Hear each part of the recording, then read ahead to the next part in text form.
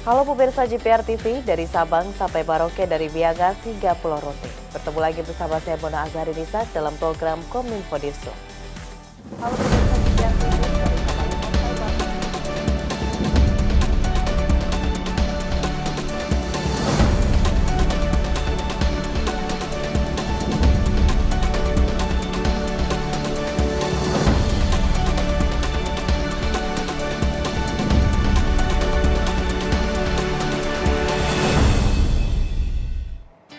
Pemirsa, kita ke informasi pertama. Hari kedua gelaran konferensi tingkat tinggi KTT G20 Bali, Presiden Joko Widodo mengajak para kepala negara G20 berkunjung ke Taman Hutan Raya Ngurah Rai Bali. Di lokasi ini, pemimpin negara bersama-sama menanam mangrove. Kegiatan penanaman mangrove dimaksudkan bagian dari tema yang dipilih Presiden Joko Widodo dalam pelaksanaan KTT mengenai penanganan krisis iklim. Presiden Joko Widodo membuka agenda dengan penanaman mangrove di Taman Hutan Raya atau Tahura Ngurah Rai bersama dengan seluruh delegasi. Penanaman pohon mangrove sebagai aksi penegasan bahwa Indonesia berkomitmen melakukan transisi energi. Upaya itu diharapkan mampu berdampak positif terhadap perubahan iklim. Setelah selesai menanam mangrove, Presiden bersama dengan delegasi G20 lainnya tampak berjalan bersama menyusuri Tahura Ngurah Rai. Selanjutnya, Presiden tampak lebih dulu mengunjungi Tahura Ngurah Rai dengan ditemani beberapa pejabat Indonesia. Mulai dari Menko Bidang Kemaritiman Luhut Binsar Panjaitan, Menteri LHK Siti Nurbaya, dan Menteri PUPR Muhammad Basuki Hadi Mulyono. Kunjungan perwakilan negara-negara anggota G20 ke Tahura Ngurah Rai untuk bersama-sama menanam bakau bertujuan untuk menekankan peran penting mangrove. Hal ini sesuai dengan tema yang dipilih Presiden Joko Widodo dalam pelaksanaan KTT soal menangani krisis iklim. Presiden Jokowi menambahkan dengan adanya transisi hijau atau ekonomi hijau terhadap perubahan iklim sangatlah menginspirasi para pemimpin. Ini sekali lagi adalah wujud konkret Indonesia dalam perubahan iklim.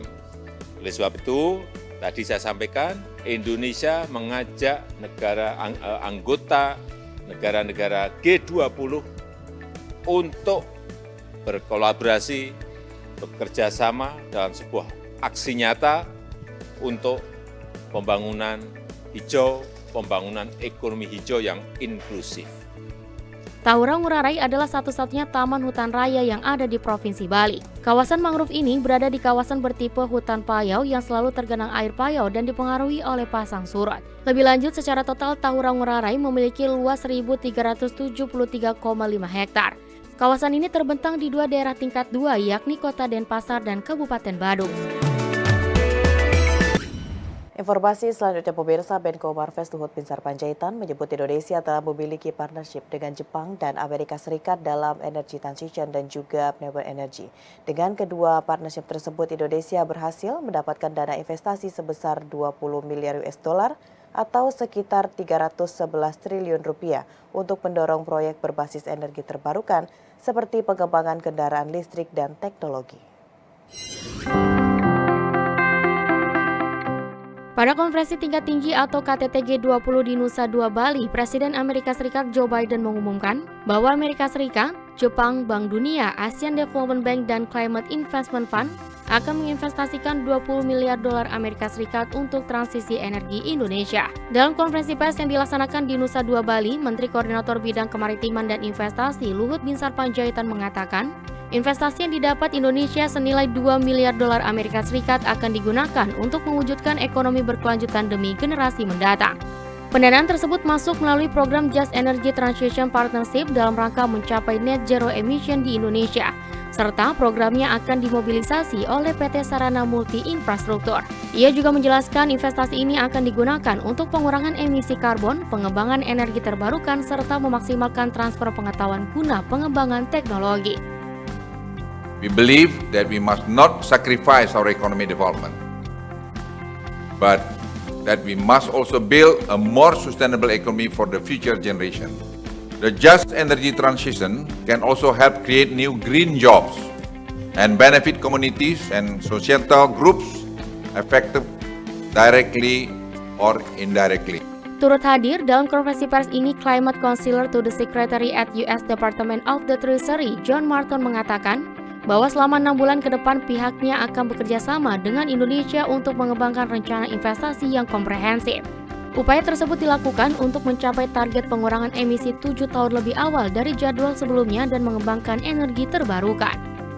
along with our co-leads, Japan and the broad international partners group, which consists of G7 countries plus Denmark and Norway. Over the next 6 months, we will work with Indonesia to develop a comprehensive investment plan that seeks to peak power sector emissions over 7 years earlier than previously scheduled, doubles the rate of renewable energy deployment in the country, and supports Indonesia in the goal, as established in today's joint statement, of moving forward its target for being net zero in the power sector by a full 10 years, from 2060 to 2050.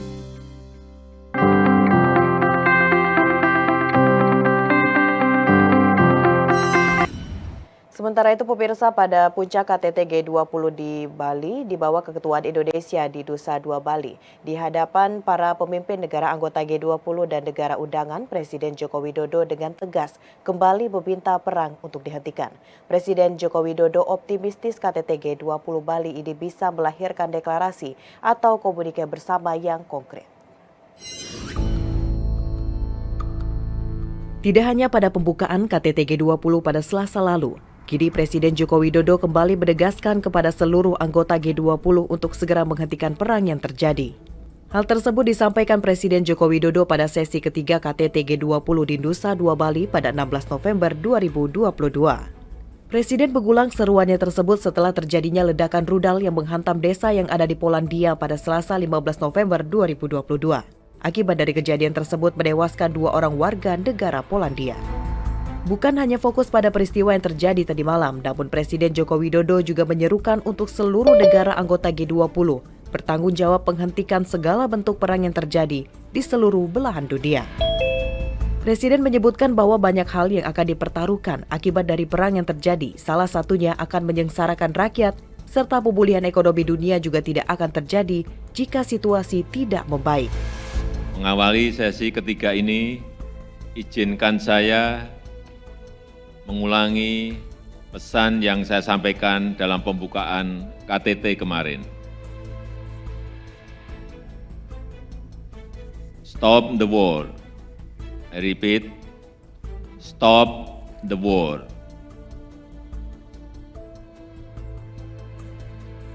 A lot is at stake. Banyak hal yang dipertaruhkan. Perang hanya akan menyengsarakan rakyat. Pemulihan ekonomi dunia tidak akan terjadi jika situasi tidak membaik. Ketimpangan akses dan infrastruktur digital di negara-negara dunia, bahkan di antaranya anggota G20 perlu diselaraskan.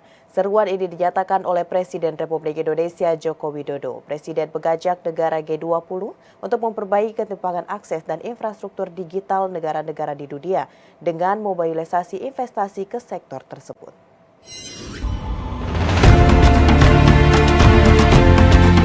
Presiden Republik Indonesia Joko Widodo resmi membuka sesi ketiga konferensi tingkat tinggi G20 Bali yang berlangsung pada Rabu 16 November 2022 di Hotel The Apurva Kempinski, Nusa Dua Bali. Pada sesi ketiga, Presiden Joko Widodo menekankan pentingnya membangun dunia digital yang aman untuk mendukung percepatan transformasi digital di bawah Presidensi Indonesia Digital Economy Working Group. Dengan mengusung tema Digital Transformation, pada sesi ketiga KTT G20 akan memfokuskan terhadap 3 masalah utama. Pertama, kesetaraan akses digital. Hal ini dikarenakan hampir 2,9 penduduk dunia yang belum terhubung ke internet serta belum meratanya infrastruktur digital yang mengakibatkan 390 juta orang yang masih tertinggal di wilayah tanpa internet nirkabel. Kedua, Presiden menegaskan pentingnya literasi digital harus dijangkau oleh lapisan masyarakat dunia agar dapat berpartisipasi dalam ekonomi di masa yang akan datang. Ketiga, perlunya membangun dunia digital yang aman dari penyebaran hoaks dan perundungan siber yang bisa memecah kejahatan siber serta mampu menimbulkan kerugian hingga 5 triliun US dollar pada tahun 2024. Menurut Presiden Joko Widodo, saat ini lingkungan digital masih dipenuhi dengan hoaks dan perundungan siber yang masih memecah persatuan dan mengancam demokrasi. Belum lagi kasus kebocoran data akibat kejahatan siber yang disebut Jokowi bisa menimbulkan kerugian hingga 5 triliun US dollar pada tahun 2024. Lebih lanjut, Presiden Republik Indonesia mengajak kepada seluruh delegasi G20 untuk bekerja sama memastikan manfaat digital dapat dirasakan secara merata oleh semua lapisan masyarakat di dunia. Mengingat ekonomi dunia adalah kunci utama pilar ketahanan di masa pandemi COVID-19. Ekonomi digital adalah kunci masa depan ekonomi dunia. Sebagai pilar ketahanan di masa pandemi, menyumbang 15,5% PDB global, membuka peluang masyarakat kecil menjadi bagian dari rantai pasok global. Sebagai Presiden G20, Indonesia mendorong transformasi digital untuk mempercepat pemulihan global. Dan di bawah presidensi Indonesia, Digital Economy Working Group sudah mulai berjalan.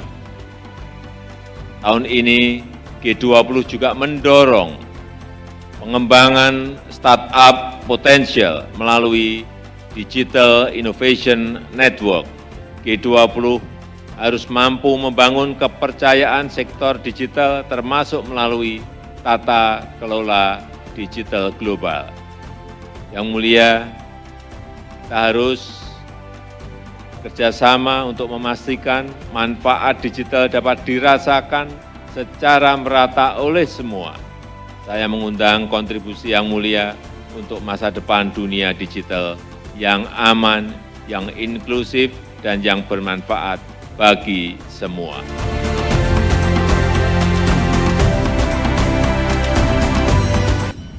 Terkait dengan krisis pangan, Presiden Turki Recep Tayyip Erdogan mendesak para pemimpin G20 mengambil tindakan untuk menstabilkan pasar pupuk dunia agar tidak menghadapi krisis pangan yang lebih besar pada tahun 2023. Erdogan mengatakan Turki telah melakukan upaya besar untuk memastikan keamanan pangan global dan lebih dari 10 juta ton biji-bijian telah diekspor ke pasar dunia berkat kesepakatan biji-bijian via Laut Hitam.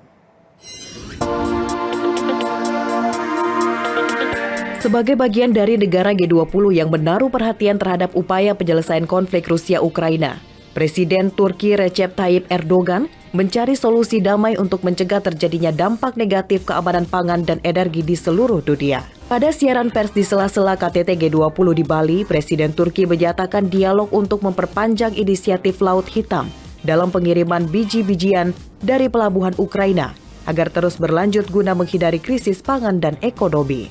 Presiden Turki juga menjelaskan bahwa setelah KTT G20, pihaknya akan berdialog langsung dengan Presiden Rusia Vladimir Putin. Karena menurut Presiden Turki, dialog secara damai merupakan solusi terbaik dalam menyelesaikan masalah. Adapun inisiatif tersebut melibatkan Rusia, Ukraina, Turki, dan PBB. Tak hanya itu, pada pertemuan tersebut Presiden Turki juga akan membahas tentang ekspor gandum, pupuk, dan amonia. Sürekli devam ediyor ve şu an itibariyle devam edeceği kanaatindeyim. Herhangi bir sıkıntı burada yok. Ve döner dönmez yine başta Sayın Putin olmak üzere görüşmelerimizi devam ettireceğiz. Çünkü barışın yolu diyalogtan geçer. Ve biz bu konuda bir defa özellikle kararlı olduğumuzu hep söyledik. Söylemeye devam ediyoruz. Ve bu sürecin devam etmesi zaten tüm dünya için geçerli olan bir şeydir. Ve daha önce de Sayın Putin'le yaptığım görüşmelerde bunun ışıklarını gördüm.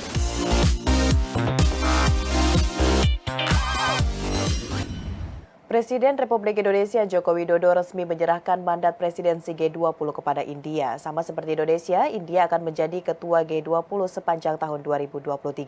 Dalam pernyataan penutupnya, Presiden menyampaikan selamat atas tugas baru yang diemban India setahun ke depan. Presiden Joko Widodo resmi menutup penyelenggaraan konferensi tingkat tinggi G20 di Bali, Rabu 16 November 2022. Dengan ini, acara KTT G20 yang dilaksanakan di Bali sejak 15 November 2022 dinyatakan selesai. Indonesia resmi menyerahkan presidensi G20 ke India pada 2023 mendatang. Adapun periode presidensi Indonesia berlangsung selama 1 tahun mulai 1 Desember 2021 hingga 30 November 2022. Serah terima keketuaan atau handover berlangsung pada KTT G20 di Roma, Italia, yakni pada tanggal 31 Oktober 2021 dari PM Italia Mario Draghi kepada Presiden Joko Widodo. Presidensi G20 Indonesia mengusung semangat pulih bersama dengan tema Recover Together, Recover Stronger. Tema ini diangkat oleh Indonesia menimbang dunia yang masih dalam tekanan akibat pandemi COVID-19, memerlukan suatu upaya bersama dan inklusif dalam mencari jalan keluar pemulihan dunia. Untuk mencapai target tersebut, Presidensi Indonesia fokus pada 3 sektor prioritas yang dinilai menjadi kunci bagi pemulihan yang kuat dan berkelanjutan, yaitu penguatan arsitektur kesehatan global, transformasi digital, dan transisi energi. Dalam pidatonya, Presiden menyampaikan terima kasihnya kepada para pemimpin negara G20 serta tamu undangan yang sudah hadir dalam KTT G20 di Bali. Presiden juga mengatakan bahwa Indonesia sangat terhormat dapat memimpin G20 selama 1 tahun terakhir. Selain itu, Presiden meyakini bahwa presidensi India dapat melanjutkan amanah G20 yang disepakati pada tahun ini di Indonesia, khususnya terkait pemulihan ekonomi global. Presiden pun meminta semua pimpinan negara anggota G20 untuk mendukung terselenggaranya presidensi India pada tahun depan. Saya yakin di bawah kepemimpinan Perdana Menteri Modi, G20 akan terus bergerak.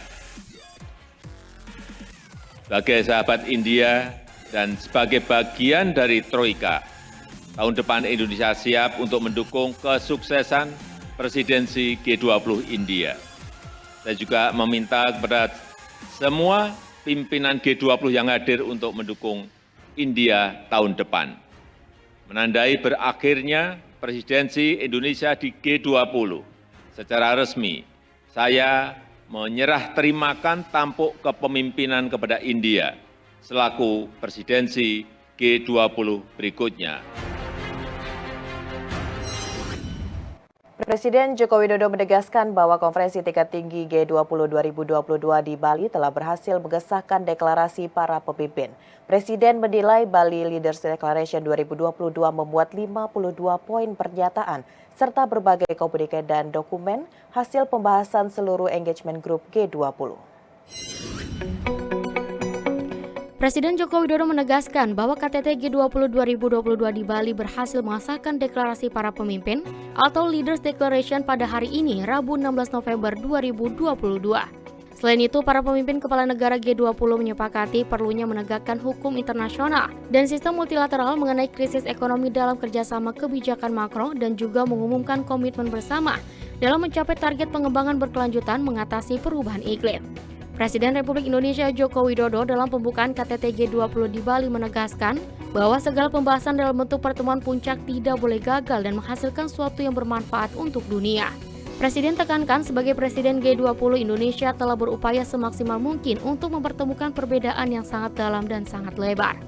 Namun, keberhasilan hanya akan tercapai semua pemimpin dan delegasi berkomitmen, bekerja keras, menyisihkan perbedaan untuk menghasilkan sesuatu yang bermanfaat bagi dunia.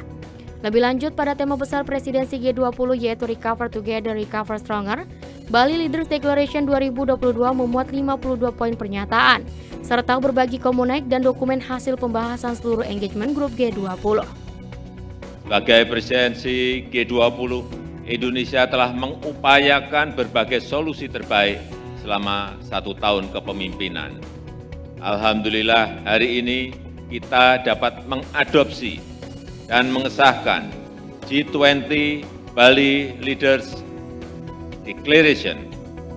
Ini adalah deklarasi pertama yang dapat diwujudkan sejak Februari 2022.